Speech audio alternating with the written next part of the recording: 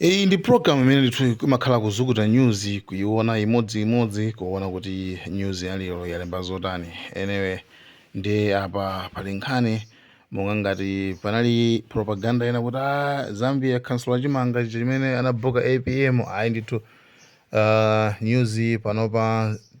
zikuzukutidwa. Pali nkhani zingapo ndithu nkhani ya ndege achikangawa yasala pang'ono kuimaliza kuizukuta ndezo sezo zili pamene papa tiyeni tuone kuti zikuti bwanji. Lelo nkumakhala lachitatu pa 12 November 2025 pamene takumana ndithu program ineyi ya press review in nthawi ndithu imene timaonekera kuti newspaper zathu mdziko muno za The Daily Times komanso The Nation zalembanje. Ndipo mtsiku la lero mwendine Patrick Pupa komanso zangayi Fales Chizombe. Moyo uli bwanji Fales? Moyo wabwino ngakhale zimfine. I think ni nthawi yake. Yena yama ndina miyezoro ali ukakholika kuti mashawa zitachitika kakula kakwa ali kafungo kafumbika chama kholika kulowa kukhosi ndi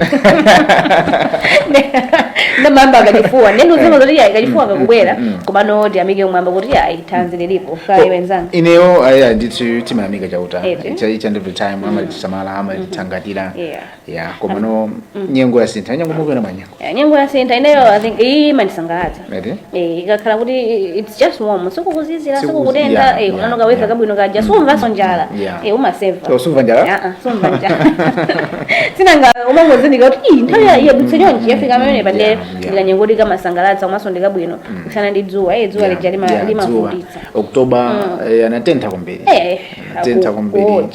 I think ababa ndithu nyengo yake ndithu imene tikoza kutsimikiza kuti nyengo ya mvula yarani ikuyamba ifanda una zori ya ngumbi najua ngumbi ili bali ngumbi osada ngumbi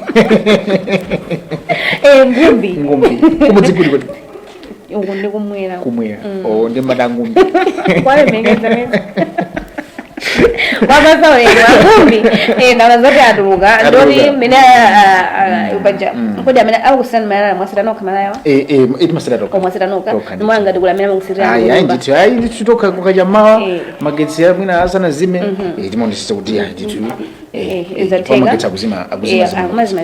ndemene makoloba lero bwa simuna kumana ndizokumana ngumbiwo ndangona ndithu timapiko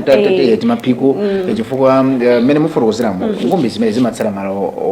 owala nopanda kugwireni ito munakaza simoni makumiko nakaza mbodza chifukwa ndikakulopa lero amene kulopa lero lindoti yamakolopa mapiko angumbi ndithu ndamene makanga lopiko komansambira kuchibwereza Tabuno tiambe program yathu ya press review ndi makapaka ine ndikhale ndikutengerani The Daily Times pamene zangayi akhala kutekera ndithu The Nation muna tiambe iti I think it ambe The Nation The Nation inkhano yamba kuti MPs hands off the CDF ndi paliso nkhani ina patsamba loyamba omwero akuti Mia Gafa lose election cases ndiye tiambe ndi ya MPs hands off the CDF by masabheadline awiri akuti comply with court ruling says minister VDCS and ADC is dissolved. Nkhani yake upeza patsamba lachiwiri akuti government has ordered members of parliament to stay away from council meetings and has dissolved all village and area development committees established under the previous administration, calling for their reconstruction based on performance. The Minister of Local Government and Rural Development, Ben Piri, issued the directives in a ministerial statement in Parliament on Monday, saying their reorganization would enable councils form new 5-year committees aligned with national priorities. Kani again dimene machitika ndithu Parliament zokuza za CDF mbuyo mwana zoti CDF mafika amene kwaphungu koma no this time around kunabwera malamulo kuti community development fund yakuti izikhala ndithu pali makomiti amene azikhalapo amene mwina aziwerengedwa involve kwambiri ndi makansala ukukuku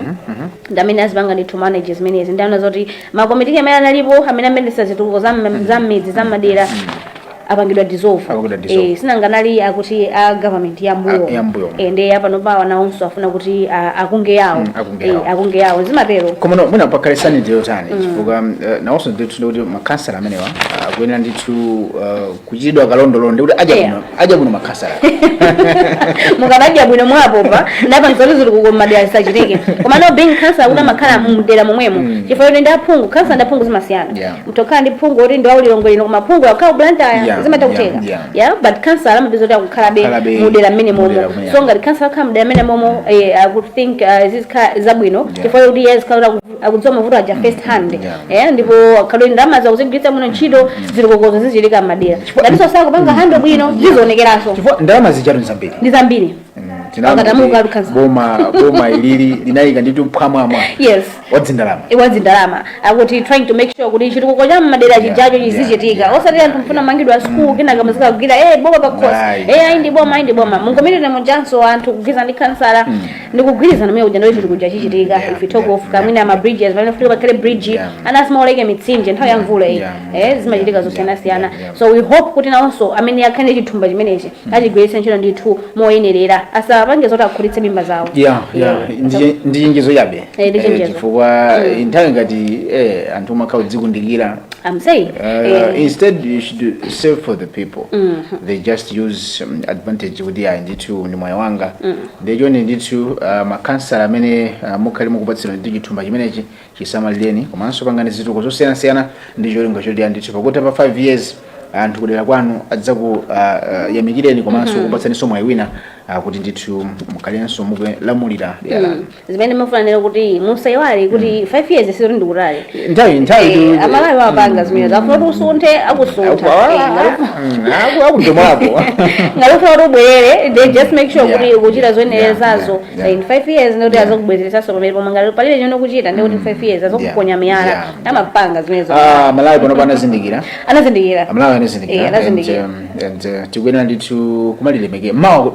licho kumalilemekeza mawa umaliwopa mawa chifukwa zimene zimachitika masiku ano ndizoti tikatayenda usamatha mawa osamatha mawa iyi nayo osatha mawa ndiyoona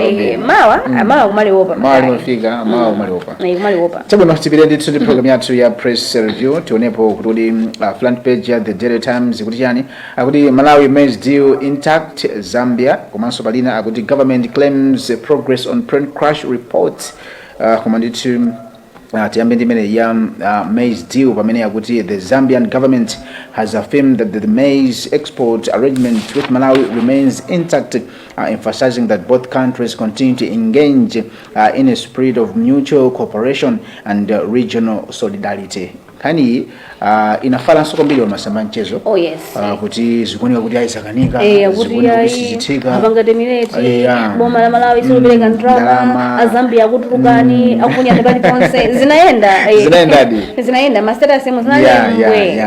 komaya ndithu now the deal is intact pamene dziko la Malawi lika ndithu yayi chimanga chimechika chikubwera mdziko muno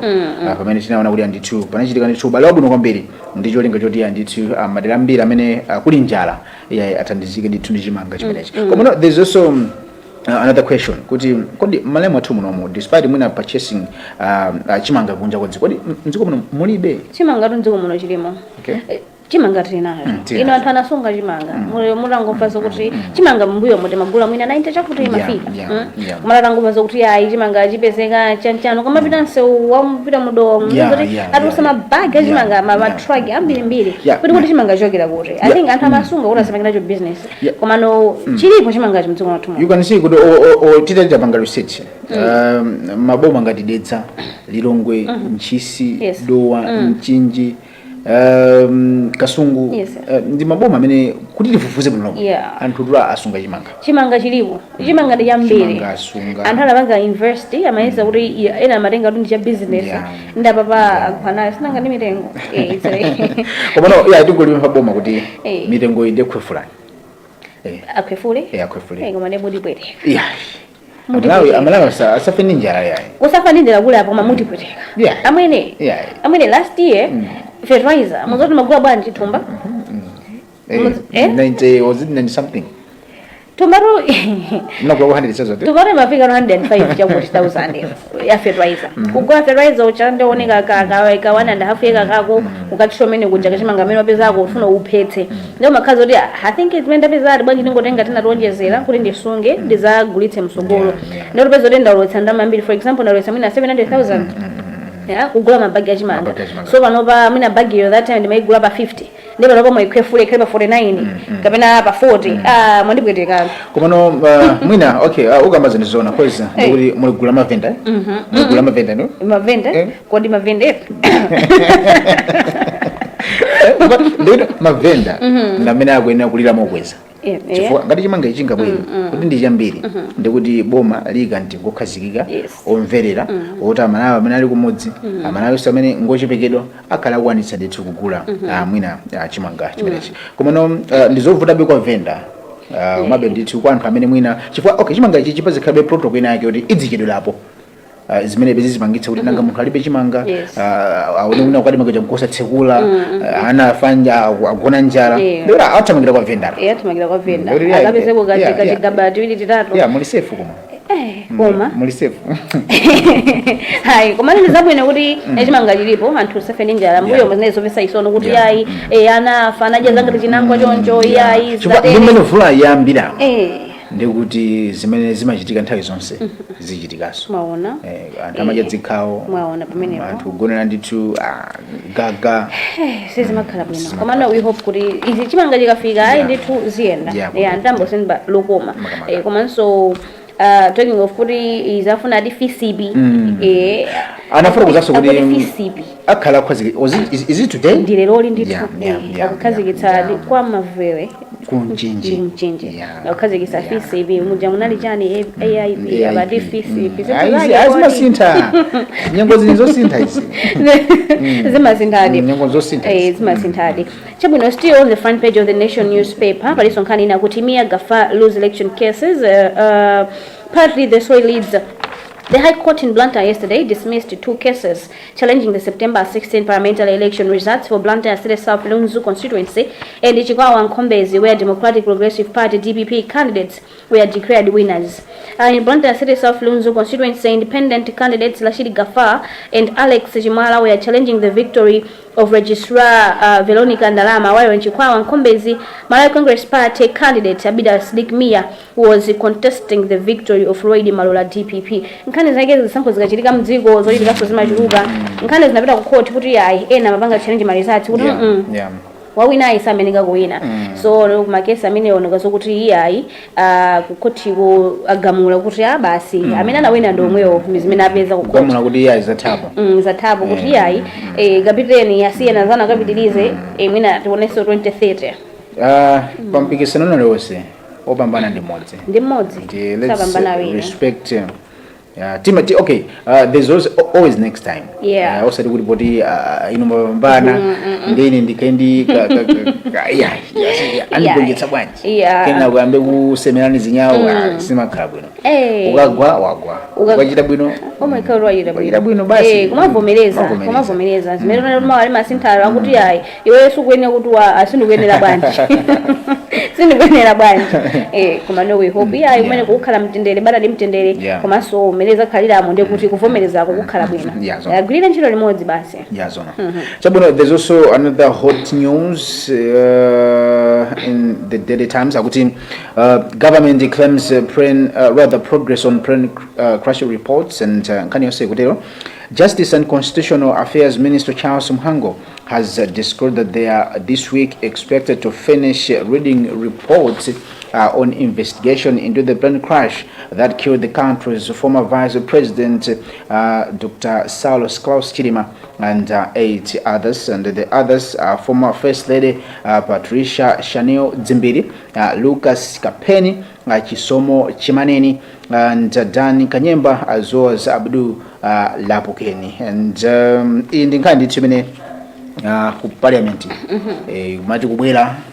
wina kudzuka kuiboditsaso afuna ripoti ati ripoti ndithu ya likwenera lifotokoze bwino kuti zinakhala bwanji nde ya ndithu minister amene ndithu Charles Mhango afotokoza kuti ndithu mabanja amenewa akhale ndithu akulandira ndalama zachipepeso nde ya tione kuti mwina nkhani zimene ziyende bwanji kamba kuti kuli nkhani zachipepesozi nkhani za ripoti kuti zinaenda bwanji komatu nkhani ya ripoti imabeba mparliament abati wina akayimirira lero ikambidwa kena kabadutsa tsiku kena tsiku linalo wina sakuzazuka nkuyikambaso kuifotokoza komano I think izikhala bwino kuti ripoti yo ayipangenso aonenso mongana fotokozera Minister of Justice kuti ayone ango sinanga zimene anthu akufuna kodi tu pajantu amapanga zimene ya Malawi akufuna nda Malawi wakuti ndamene akuvutisa kuti yayi tapangani zimene zija libwerenso talioneni palipena pake sina vesese kuno bwino amene apena pake sina makhutira nalo ndikuona kuti mwina apangeso mana Minister of Justice anzo kuti ripotilo alione ndi chifota aoneka ripoti lakale mene alili akaliona kalioneka akona zoti mwina magaps ena ndi ena alipo that's why also apangezo kuti I think iye netionenso kuti zinakhala bwanji kufufuza bwino bwino mwina azikatero mtima anthu ukhala pansi anthu mwina ankutenga kuti amvesesa because people mwina hope yawo ndio kuti afuna mwina amve zimene afuna kuti amve mwina amene munali clear mukhale clear zikatero nkuteka zoti mwina zikhala bwino mwina anthu tikhale zoti tikuyendera pa page limodzi komona mwina pakale sanity in terms of it's been a high time we've been maybe hearing Zamalipoti. We understand that we are a new government. Yes. Boma litani lifumisema utani mina bakani ngati mene because we know kuti mbuyo mujone ma inquiry amene amangena litukane zimene zizi titani ngati Malawi kuti at least we should move forward because kani ngati zizi ena mazizibweleza ngati ndandali choncho you see so mwina litani ngati Malawi nkhani mina wafurukoza kuti nkhani izi amazibwesa ngati mwandali yoncho izikhala bwino kuti ena mina akhala chete atsekedwa pakamwa zikhala zikachitika mwachangu zongana kuti zichitike mwachangu and mina kuyambirirako zichitike koma no zichitike tikasova kaizinasi chifukwa I believe zikufunika drama kumene kupiteso drama zina anthu ma investigations achitike zofunika kufufuzira zifufuzidwe zikufunika zichitike mwachangu zikachitika mwachangu kukhala bata ndi mtendere anthu zimene zokuti mina tikhala on the same page now tiyendera limodzi komanso mwina ripoti likabwera chimene antisema vesesa anthu nangomva zochoka ma social media zimene mwina wake wafotokoza panga analyze ripotiro mwina nkuteka poti kumene kuno ndifa chichewa libwere mchichewa kuti aliyense azaliwerenge payekha ndipo likabwera mu zizungu I think pamene anthu mwina sili mamvesesa bwinobwino tiyembekezere kuti anthu ena akhoza ndithu mwina kunjatidwa pa ripoti imene ripoti imene tiyembekezere akure mwina majenje banje komano tingonena kuti it's 50-50 tiyembekezere kuti mwina kupezeka sana za nyuwani mwina kutheka zoti pena papezeka mahiccups enake mwina enake yapezeka zoti ndolakwa zimenezi amene ungati apezeke olakwa akuyeneka zoti amangidwe kumene lamulo ligwire ntchito komano ngati sapezeka olakwa fine and good and we proceed as a country komano tingoyika choncho lingosiya choncho inu mukuona bwana nkhani imeneyi ili manja ndithu mwa boma la Malawi poti pakadali pano parliament ili mkati kumana kutambasula nkhani zosiyana tizione kuti mwina amene ndithu Charles Mhango amene ndithu ndi Minister of Justice akhale kuti chimalawi kodi amwe ka Malawi tikhale tikudziwa zotani pa nkhani ngati imeneyi chabwino moving on pa tsamba lachiwiri pali nkhani yakuti Minister unveils power fuel rescue strategy komanso pa tsamba lachitatu pali nkhaniso akuti lilongesere council elect new mayor mali mdziko muno tili ndi mayor watsopano amene wandi kodi Alex Banda Alex Banda ufanzina kutapelirana ndapita Alex Banda achipani cha DPP ndipo wachuli wawo ndi amdi Mzimayi ndi Mzimayi iwo ndi amdi Triza Siro Triza Siro ndizabwino agenda nzosirana zinthu nzosirana we saw kuti last amene asina nawo kuna ndithu amene ndikukumbukira wachiri wawo kuna Ruth Chingwalu amene ndithu ali wachiri kwa mayor kunanso ndithu ndagoyera dzina lawo ndagoyera dzina zinthu nzosirana whenever you're on good position take note kuti amadi fear the back ndi mmozi kuti moto manka umene kwatsala chile amazoti umene kwapita chile kwadutsa kale moto kumakhoda akapita malo it's good kuti dasankha meya wina wa mzinda wa Lilongwe komanso wotsatira wake meya ndo wa DPP wotsatira wake ndo wa MCP ndizabwino kwina wambizero lokhaokha basi zizimakhala zimaoneka ngati kuti akhala ngati anthu akuchitenda pasi yani komano akhazoti wina ndo amakhala kuti uyu ndi maso anthu enawo akuso ndi maso anthu enawo and being good you like in Zimai, it's very good. Women empowerment teacher. Because last time we saw good anayoko Kazimai. Anayoko Kazimai and vanoba kubera ndichu muntu wabambo. I think ndekuti mwina akali ndichu agonetsetsa kuti Lilongwe ikhale ndithu ikhale bwino. I think it's high time kuma Lilongwe kunanda panga kukhale malamulo kuti opezeka zinyala pali ponse azinjaridwa akutonongera mzinda mzinda wa Lilongwe wakongola uwo wakongola nadutsa kwa bridge mwabone kodi tili paboma kuikhe wakongola ndio kamadutsa uyo pa chani apa yanyuani pa central very nice ukamapita ukafika environment kuja yayo wabwino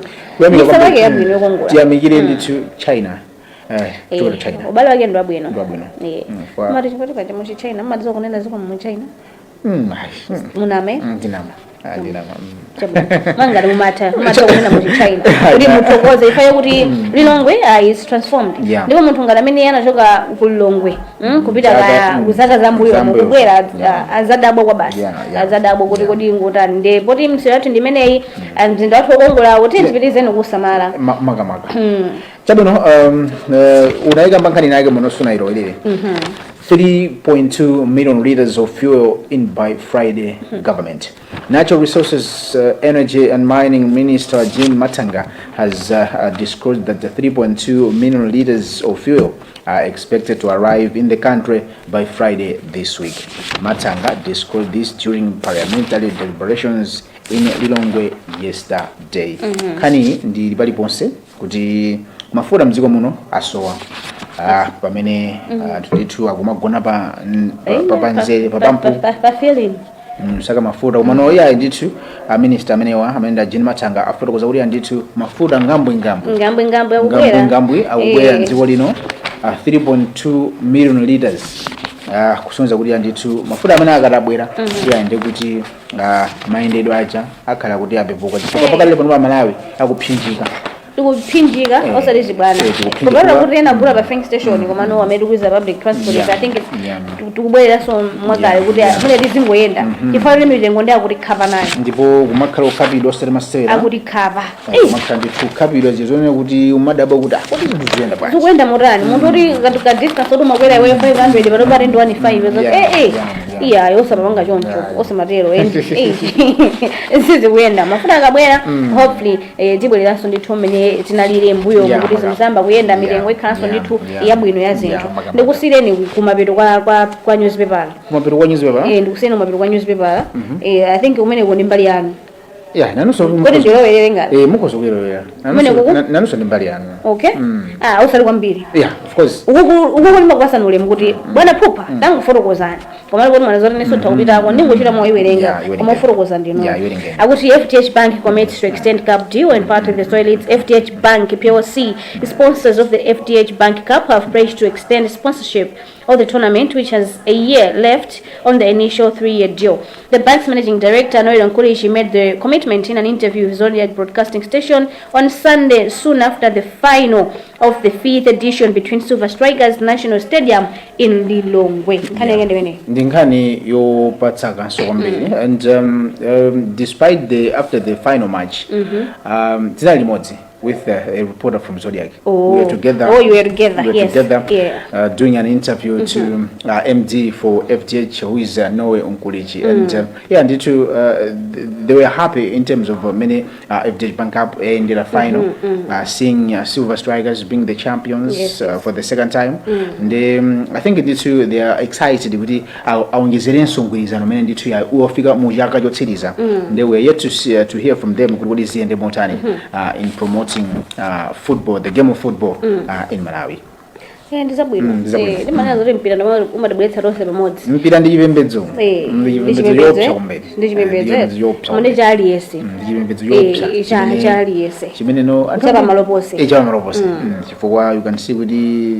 the whole world they recognize football as the top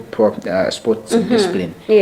And ukuno kuliso nkhani namene ndithu yayi ikuoneka kuti kubanja la team ya Bullets there is a sad news. Amene Fisher Kondowe kuoneka kuti ndithu amonetsa sana wanjira kumeneko. We are yet to find out from officials the executive committee for FCB Nyasa Big Bullets kuti cases dai ndiyani kuti adazipita adiru aonensa wanjira amene hamange zimachirika ena mamanga ena mabwera zimachirika sure. Chabwino I think with time pali zambiri komano chimene tinganene ife limangoyepula just pick some of the hot issues. Like a glimpse kazi mene ma newspaper athu ndithu alemba ngati mufuna kudziwa zambiri mutha kugula nanu newspaper yanu mtengo wake ya Nation ndi 3000 wacha iso 3 pin ndikuti ndzapopo mukhala mukuona zina zambiri zimene sitinachuleko pano mu entertainment imenemu zambiri mbiri muzipeza ndithu ma newspaper amenewa ndi tsiku lero munali ndi ine Fales Chizombe komanso mzanga Patrick Pupa osaiwalanso mzathu amene pamakina Kalista Kamwendo chabwino komano lathu ndi chenjezo kuti ndi mvula imene yambayi kwanza tamene timakhala ndithu mmalo